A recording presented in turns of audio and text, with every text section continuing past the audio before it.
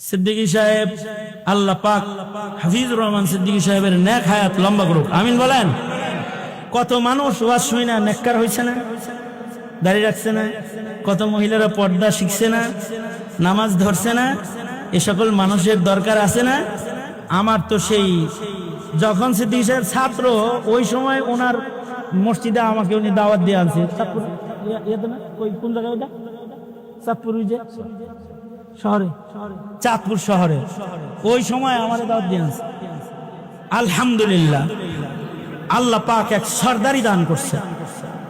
সিদ্দিকী সাহেবের নাম শুনলে চতুর্দিক থেকে মানুষ আসে এক নজর দেখতে, কিছু কথা শুনতে, মানুষের চোখের পানি পড়ে। আল্লাহ তাআলা নেক হায়াত লম্বা করুক, সবাইকে আল্লাহ পাক দ্বীনি সহিহ বুঝ দান করুক, আমিন বলেন।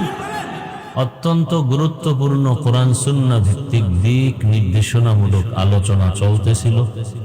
বাংলাদেশের উল্লেখযোগ্য উলামায়ে হযরতদের মধ্যে সুলতানুল ওয়াইজিন হযরতুল আল্লামা খালিদ সাইফুল্লাহ ইউবী দামাত বারাকাতুহুম, যাদের আলোচনা ঘন্টাকে ঘন্টা চললেও মানুষ বিরক্ত বোধ করে না, বরং তৃপ্তি পায়।